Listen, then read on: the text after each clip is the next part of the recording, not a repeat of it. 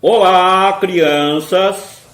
Que a paz de Jesus esteja e permaneça com todos nós, hoje, agora e sempre. Sou Hélio Bisso, palestrante, expositor e presidente há 26 anos da Associação de Estudos Espíritas Nosso Lar da cidade de Salto.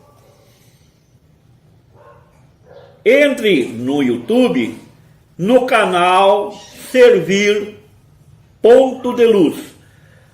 E o tema nós vamos continuar falando sobre suicídio, baseado neste livro do meu irmão, em memória, Richard Simonetti, da cidade de Bauru. Livro da editora SEAC.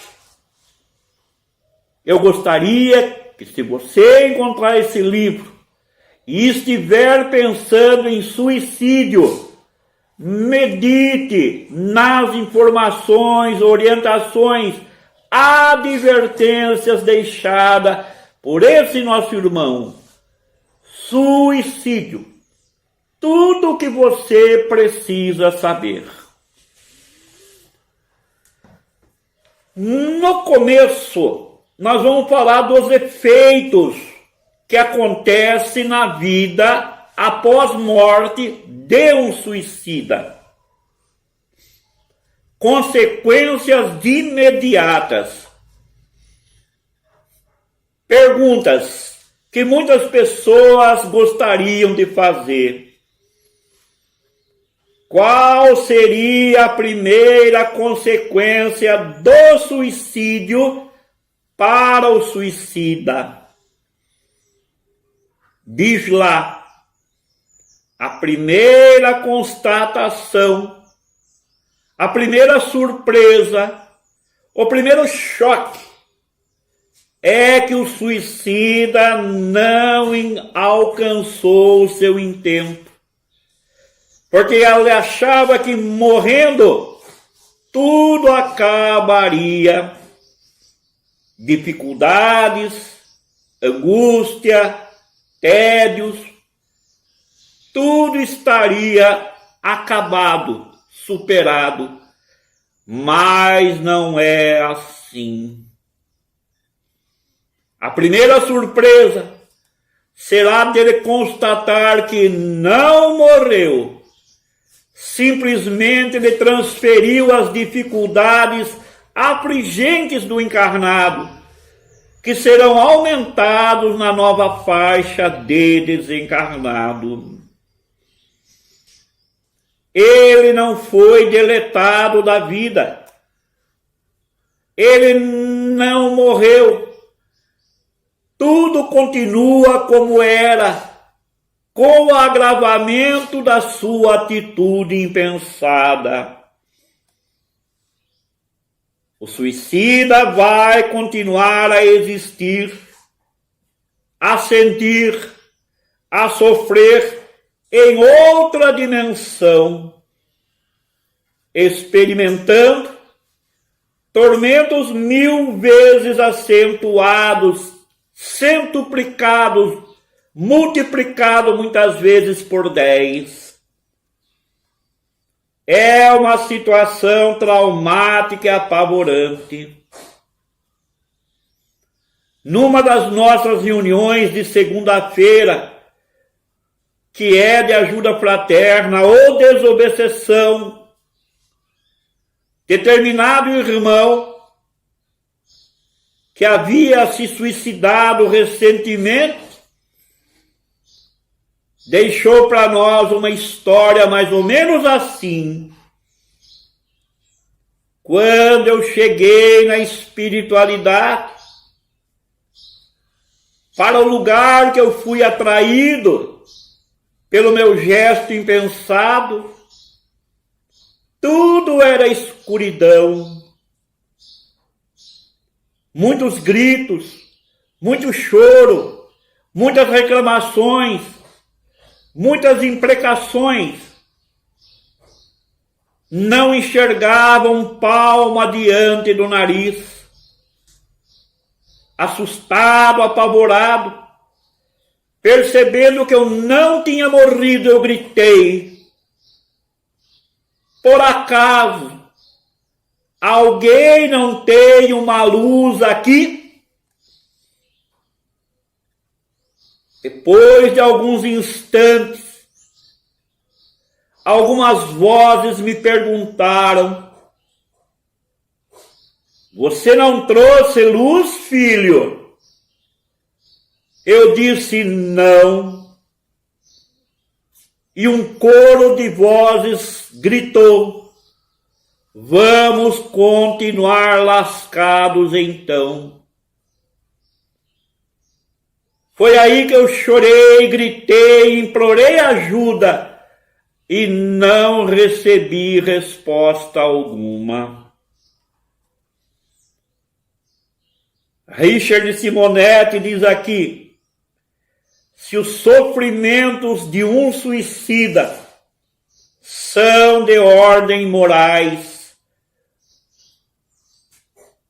responde em parte, porque há um outro aspecto a ser considerado, que poucos suicidas pensam, muitas vezes por falta de conhecimento.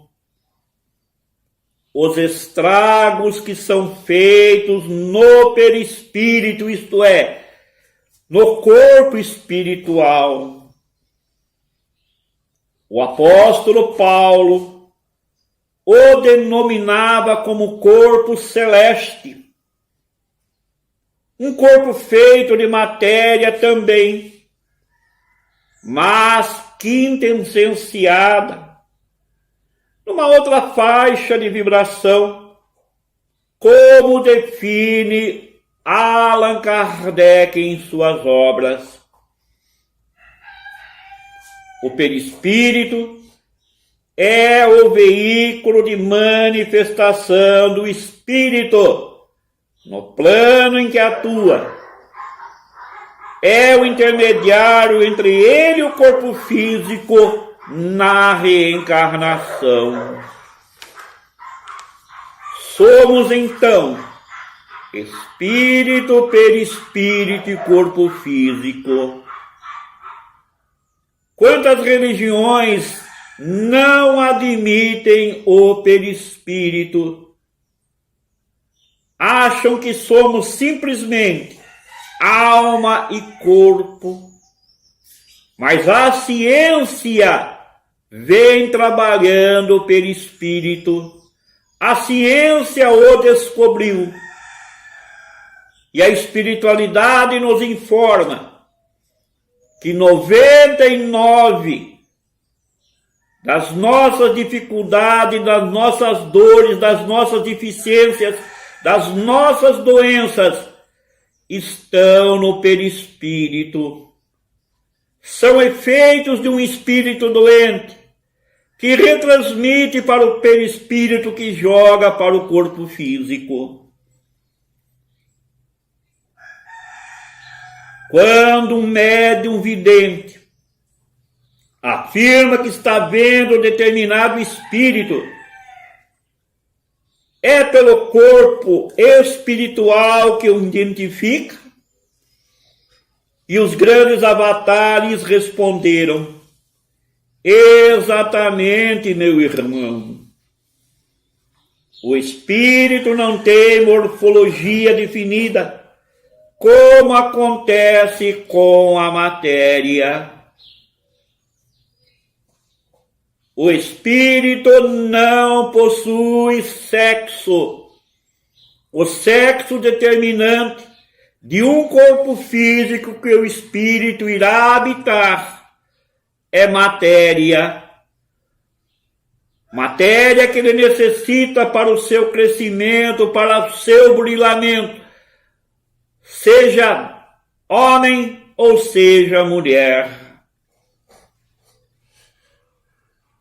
O espírito, meus irmãos, é uma luz que irradia, dependendo de sua evolução espiritual.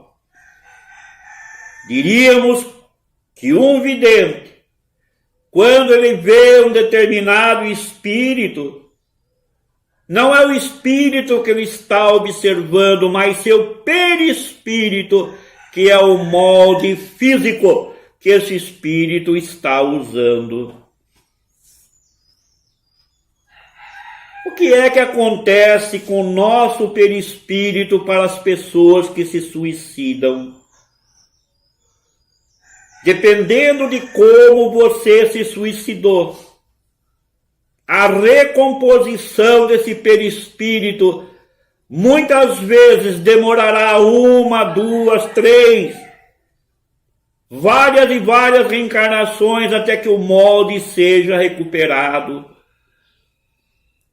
Quantas pessoas aqui na Terra trazem deficiências orgânicas, fruto do perispírito lesionado?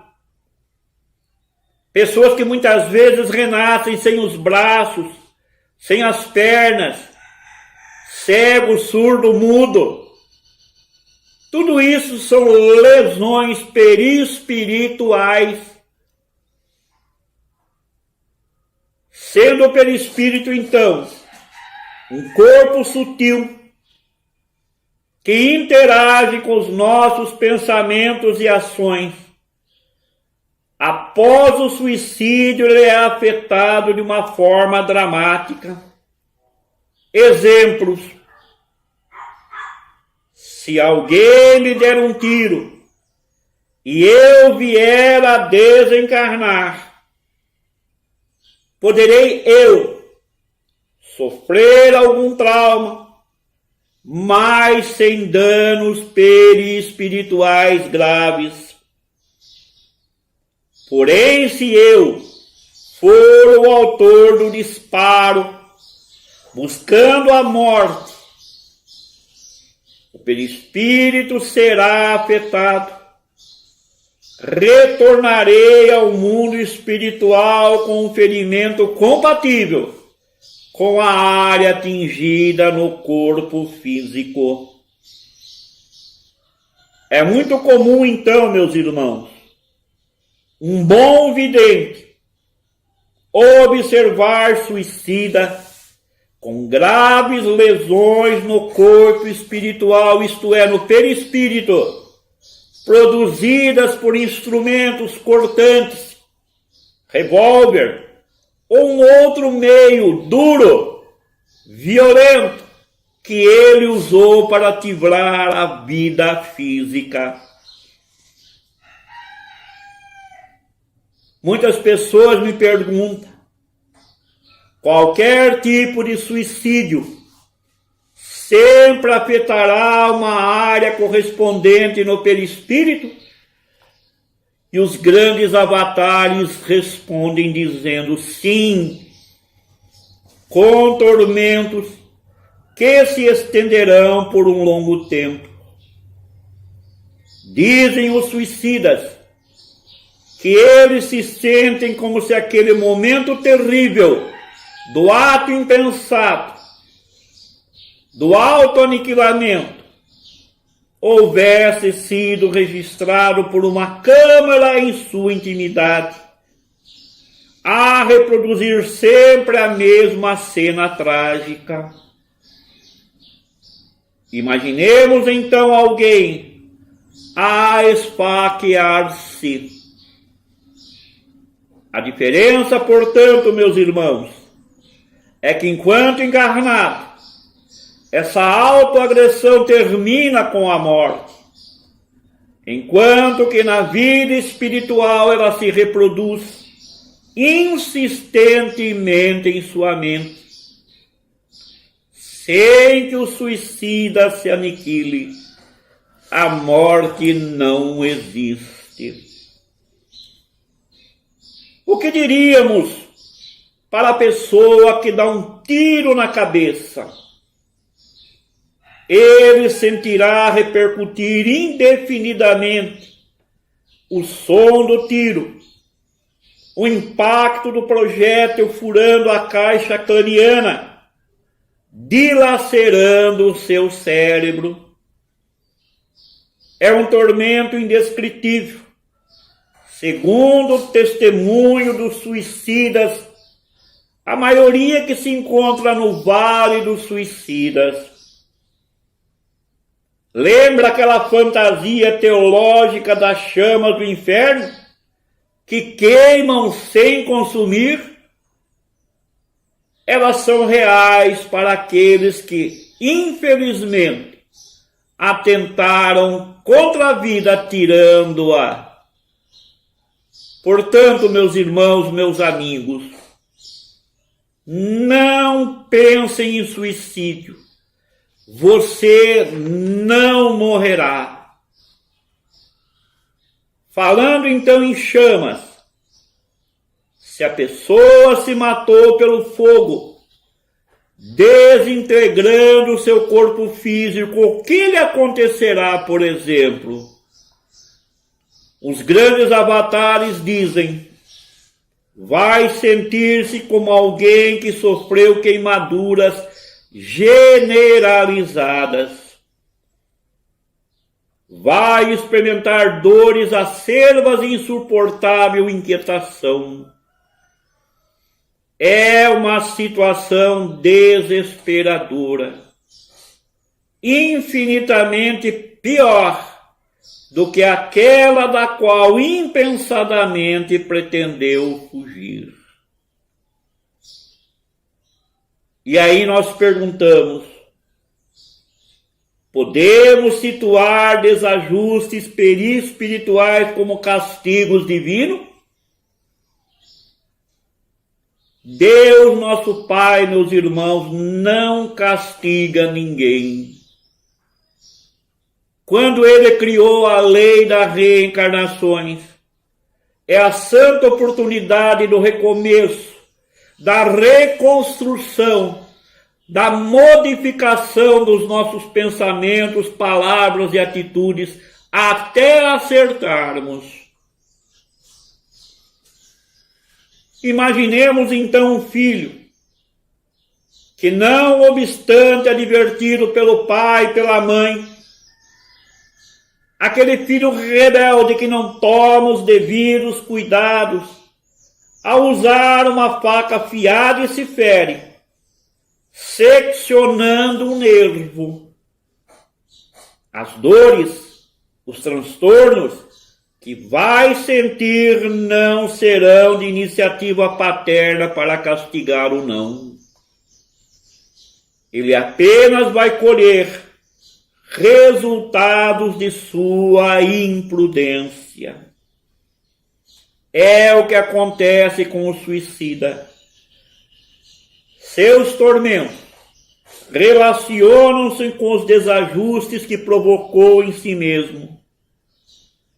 Não constituem castigo divino, não, mas uma mera consequência do desatino terrestre, da nossa imprevidência, da nossa teimosia em se rebelar contra as leis divinas. Muito ainda pode-se falar sobre o tema. Logo, logo estaremos voltando a bater na mesma tecla sobre este livro. Suicídio. Tudo o que você precisa saber. Pensem no que nós falamos até agora. Meditem nos vídeos que nós gravamos. E se você está infelizmente pensando em suicídio, diga não a ele. Jesus te ama, Deus te ama e nós te amamos. Fiquem na paz de Jesus. Até breve, meus irmãos.